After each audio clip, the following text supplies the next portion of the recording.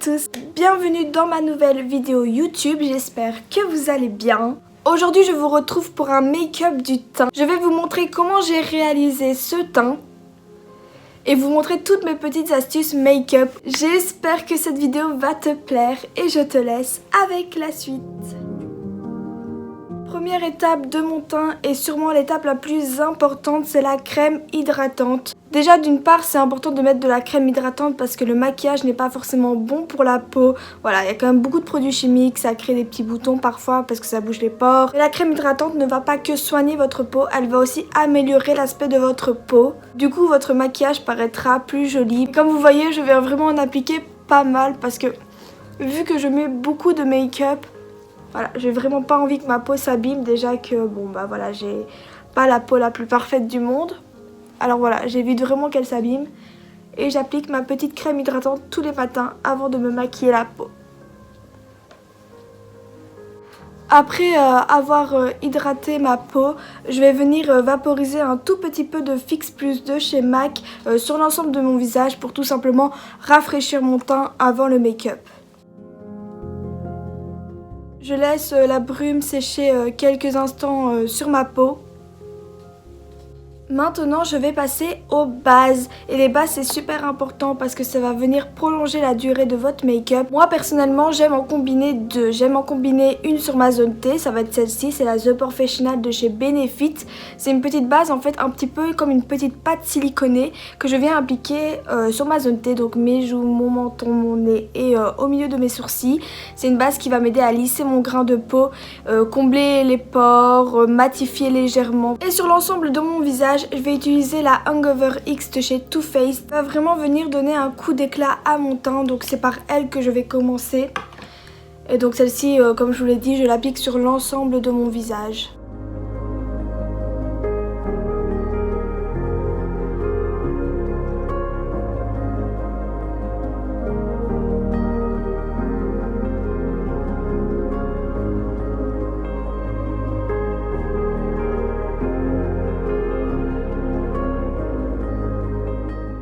J'applique l'autre sur ma zone T. Celle-ci, je vous conseille de l'appliquer plus en mouvement circulaire pour bien la faire pénétrer dans votre peau.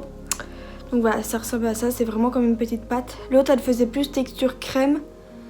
Et celle-ci, c'est vraiment quelque chose d'assez compact et de très siliconé. Voilà, je l'applique bien au niveau de mes pores et de ma zone T en mouvement circulaire pour voilà, lisser mon grain de peau et réduire l'apparence des pores. J'enchaîne avec le fond de teint. Au niveau du fond de teint, moi mes préférences, j'aime les hautes couvrances. Je sais pas si vous allez le voir en caméra, mais en fait j'ai plein de petites taches sur le visage qui me complexent énormément et qui font que j'utilise des produits quand même pas mal couvrants au niveau du teint. Je sais pas, au niveau du menton ça se voit vraiment beaucoup plus qu'au niveau du reste de mon visage. C'est d'ailleurs pour ça que je mets toujours beaucoup d'anti-cerne à ce niveau-là, parce que j'ai comme des petites taches. Là je pense que vous le voyez bien. C'est pas de l'acné, c'est vraiment des taches.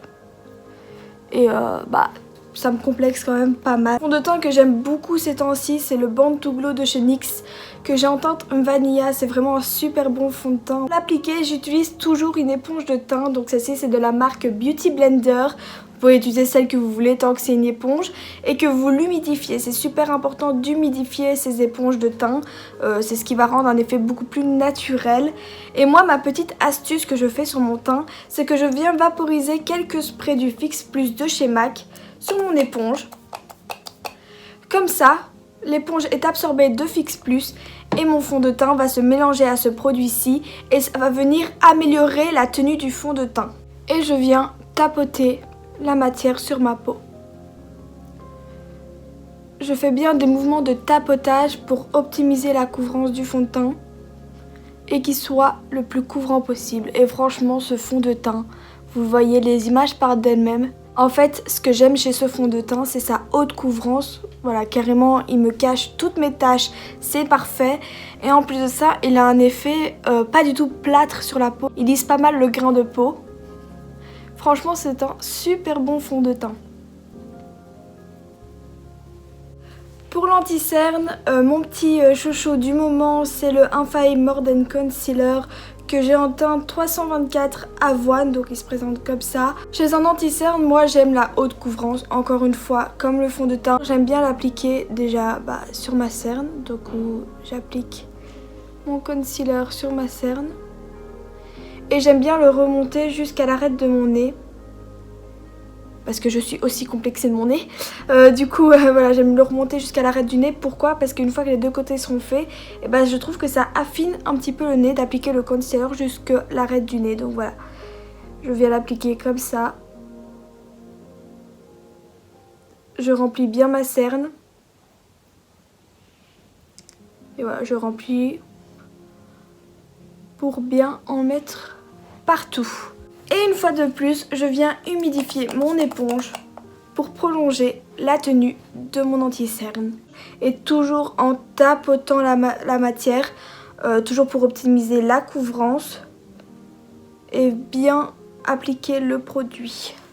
L'anti-cerne, moi j'aime l'appliquer un tout petit peu plus clair que ma peau pour venir illuminer un petit peu mon dessous d'œil ainsi que du coup là mon menton. Ça vient un petit peu donner du relief à mon visage, je préfère. Je l'applique toujours une voire deux teintes en dessous de celle de mon fond de teint. Et je monte bien jusqu'à la tempe. Ça vient donner un effet un petit peu visage lifté et je préfère. J'applique avec ce côté-là, donc bien en tapotant. Et après pour estomper, j'applique de ce côté-là. Du côté fond de teint pour en fait un peu mélanger la matière du fond de teint et du concealer. Maintenant je vais passer à l'étape des poudres pour venir déjà fixer. Et en plus de ça, ça va venir les matifier, donc éviter qu'ils brillent. Moi j'applique plusieurs poudres différentes selon les zones de mon visage. Sur mes cernes ainsi que sur ma zone T, j'aime appliquer des petites poudres compactes. Donc ma préférée c'est la Catrice, la Setting Powder, qui est un petit pinceau précis. Et comme vous voyez, j'en applique pas mal. Mais vraiment parce qu'elle est super fine, cette poudre elle est géniale. Et instantanément, elle va venir matifier mon anti-cerne.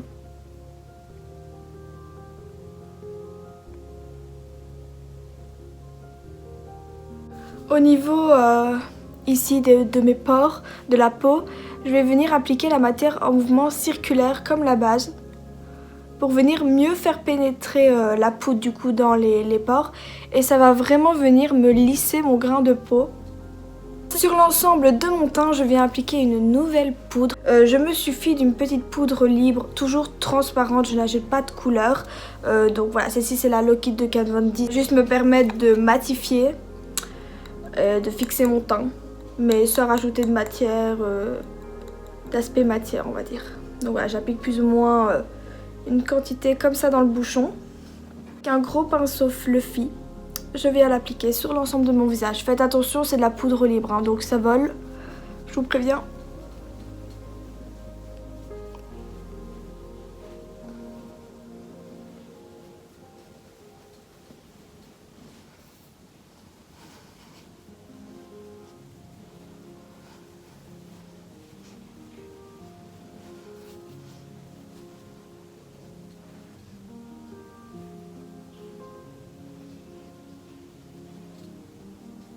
Quand j'ai envie d'un teint un peu plus complet, moi je viens passer à l'étape contouring ensuite parce que c'est un moyen pour moi de venir un petit peu redéfinir mon visage. Donc dans cette vidéo je vais utiliser la poudre contouring de chez The Balm, c'est la Bar Mama. Donc pour le contouring, moi j'aime les teintes froides et mates. Donc je vais vous montrer la différence avec mon bronzer. Donc ça c'est ma poudre contouring qui est froide et mate. Et là c'est le bronzer que je vais appliquer tout à l'heure. Vous voyez, il est beaucoup plus orangé et beaucoup plus lumineux. J'applique du contouring au niveau de mes joues. Maintenant je viens l'appliquer sur mon nez, donc tout le long de mes arêtes du nez, pour venir affiner et retravailler mon nez. Une fois que mon contouring est estompé, je vais passer au bronzer et je vais utiliser celui de chez Kiko. Mon bronzer, je viens l'appliquer sous forme de 3, donc c'est-à-dire sur mes tempes, sur mes joues, ainsi que dans mon cou. On va former comme un 3 en fait. Et ça va venir réchauffer mon teint. Moi j'aime bien les bronzers un peu orangés et lumineux. Voilà, je trouve que ça donne un effet plus éclatant sur la peau. Et ensuite, je viens appliquer mon blush. Donc voilà, encore une fois, ça va pas vous étonner. Mais moi, je mets beaucoup de blush. Et je l'applique quand même avec un assez gros pinceau pour que ça aille vraiment sur toute ma joue. Et je viens en appliquer au-dessus de mon bronzer. Vous voyez la différence entre ce côté-là et ce côté-là. C'est cute, hein? Mon étape, sûrement ma préférée de toutes, c'est l'highlighter que vraiment je ne me passe pas. L'highlighter que j'aime beaucoup, ça se voit, il est creusé, c'est ceux de chez Becca. Ceux de chez Becca, ils sont vraiment pas mal intenses. Et je viens l'appliquer sur mes joues, enfin sur l'ossature de mes joues. Ça va donner juste un petit effet lumineux à la peau, c'est super beau l'highlighter. J'en applique aussi sur le petit bout de mon nez. Ainsi que là dans le creux, pas sur toute l'arête de mon nez, vraiment que dans le petit creux là de mon nez. Dernière étape de mon teint et pas des moindres, je viens fixer mon make-up. Ça c'est super important d'appliquer une brume fixatrice de make-up.